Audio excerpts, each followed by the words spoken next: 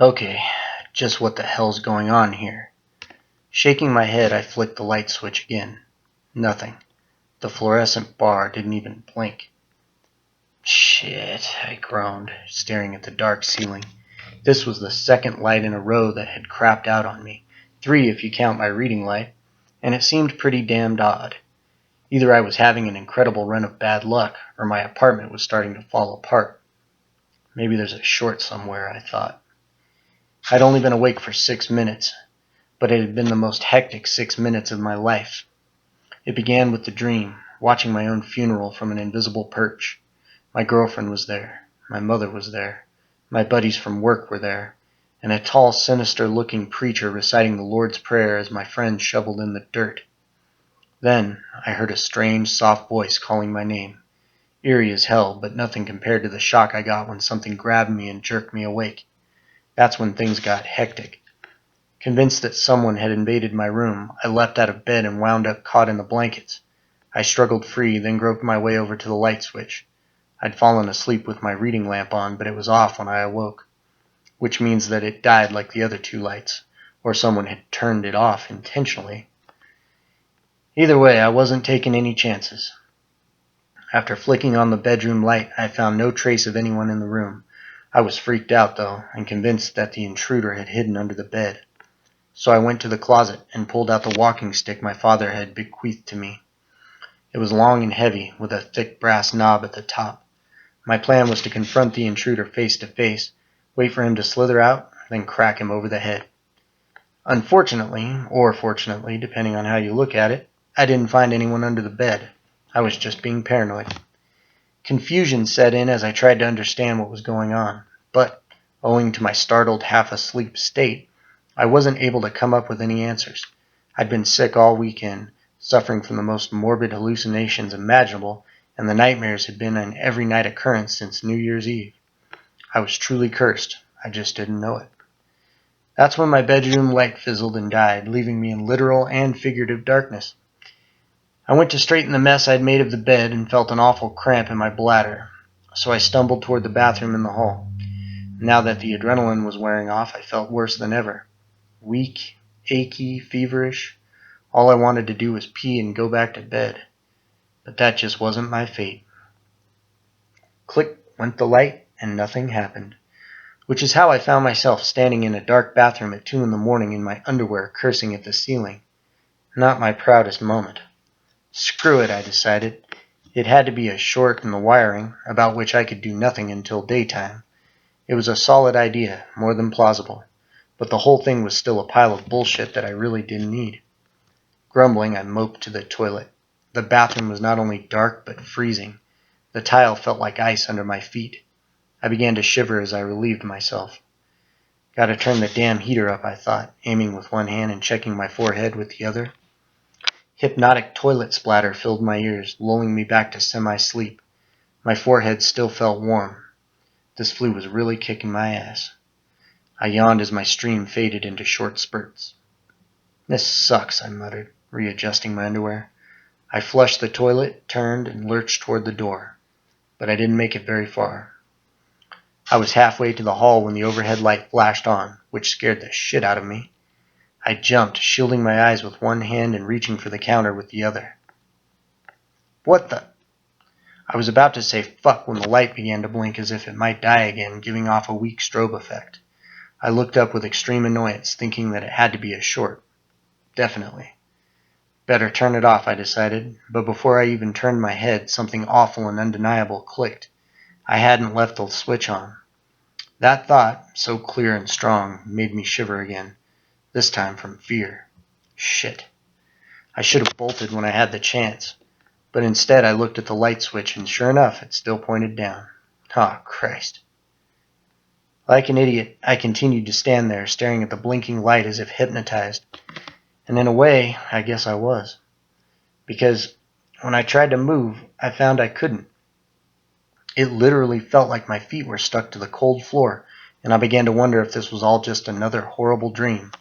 Then I heard it again. Blaine.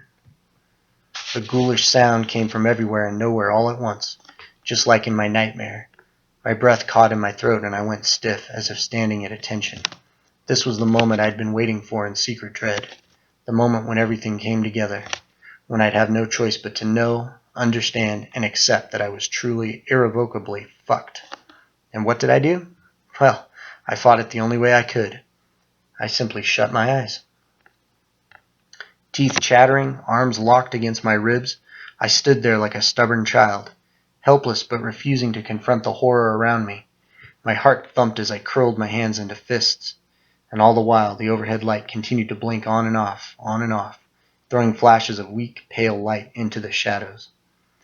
"If I don't look, you can't hurt me," I said, trembling worse than ever.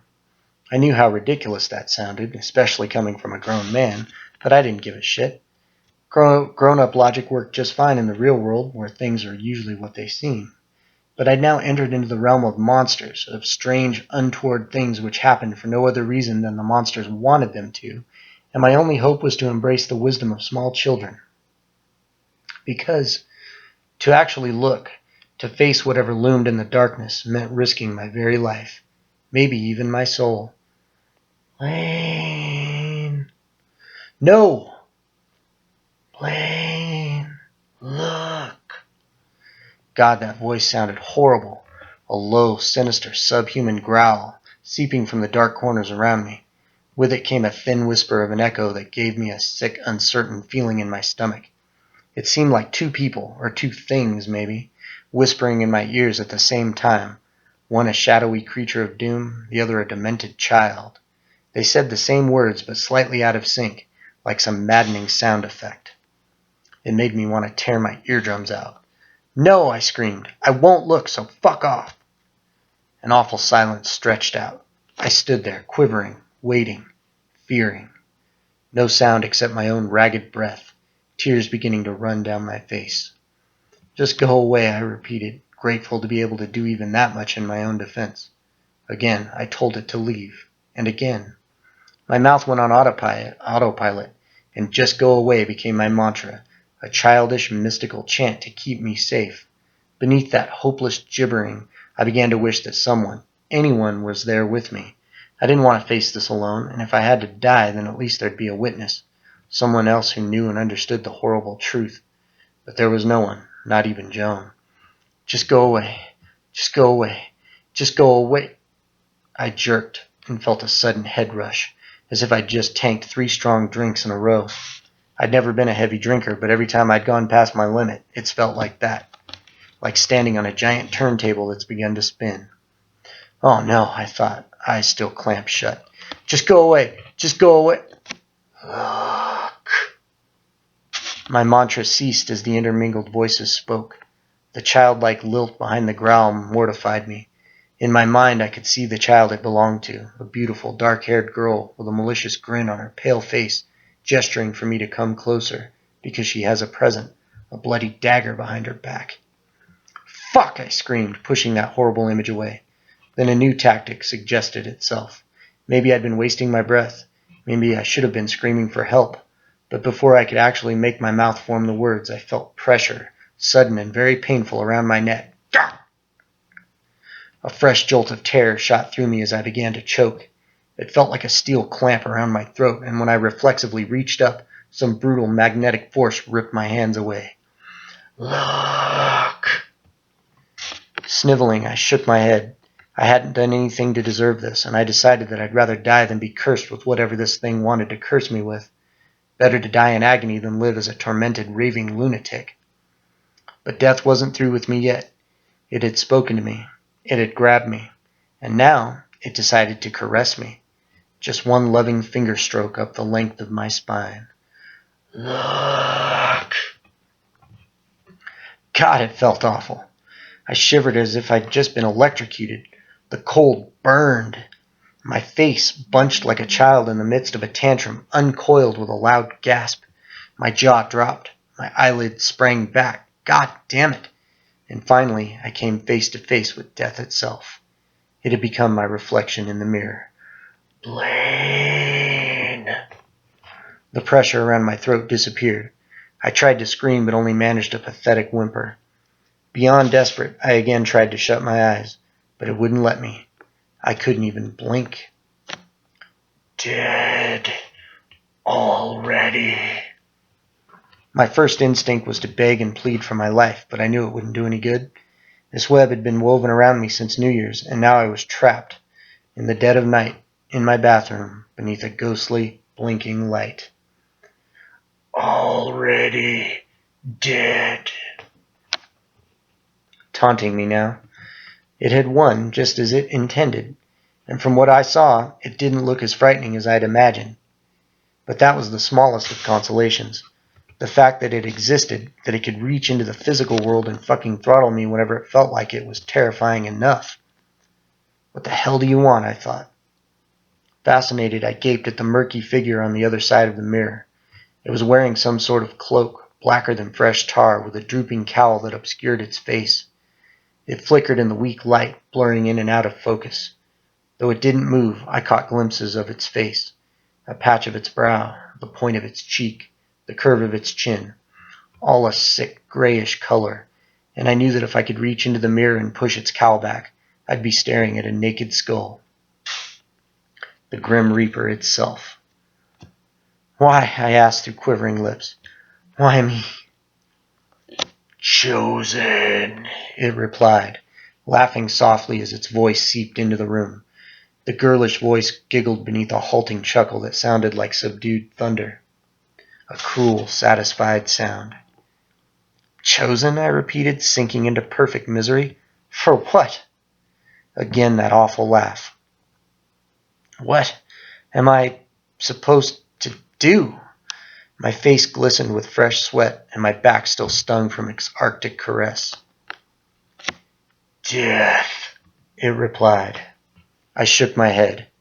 Death? What does that mean? Cast down upon them. What? I don't understand. Chosen. I fell silent. I'd been about to say that I didn't understand, that I didn't have a fucking clue what cast down upon them meant. But I did have a fucking clue. Then my face contorted with understanding. The tears stopped, the shivering stopped, and a moment of utter calm passed as the final piece of this macabre puzzle fell into place. Oh God, I thought, knowing full well that he couldn't help me. Pictures began to form in my mind, bloody, gruesome, unthinkable. I am the chosen, and I must cast down upon them. I gazed at the sink, contemplating the significance of what I now knew. Chosen. Yes. That hard, damnable word, which meant that the real horror was only just beginning. Bile rose in the back of my throat, along with bitter, burning rage. A crazed smile formed on my lips as I took a huge gulp of cool air. Oh no, I said, shaking my head. No, no, no. No fucking way. The thing in the mirror responded with its demonic laugh. Teeth grit, I snarled. You're not dumping this in my lap. Do you hear me? Do you? The monstrous chuckle swelled. The evil giggle rose to a shriek. Why? I continued. Why should I have to? Why should anybody have to? Balance, was its reply through echoes of laughter. Balance? I winced. That doesn't make sense. Life, death, balance. I shuddered. Several tense moments passed. I knew I couldn't argue my way out of this, and my anger began to fade, replaced with the deepest horror any man has ever known. And there I stood, staring at death itself. Death itself stared back, waiting. What if I won't do it? I whispered, hoping against hope that if I refused, death would take me then and there. But death said nothing, no laughter even. It just raised its skeletal hand, spread its bony fingers in a gesture of farewell, then faded from the mirror, leaving me alone with my harrowed reflection. Poor old Blaine Myers. No, I whined. Come back, please. Panicked, I threw myself forward, pressing my hands against the cold glass. I can't do it. You hear me? I just can't. Then the overhead light stopped blinking, and darkness, deep and unrelenting, fell upon the chilly bathroom once again, like a death shroud. I moaned, sinking to my knees. No, God, please. Turning from the counter, I buried my face in my hands and cried. I cried and cried until my eyes ached and my throat felt like I'd swallowed a rusty screw. Just what in the name of Christ, I wondered, would happen next?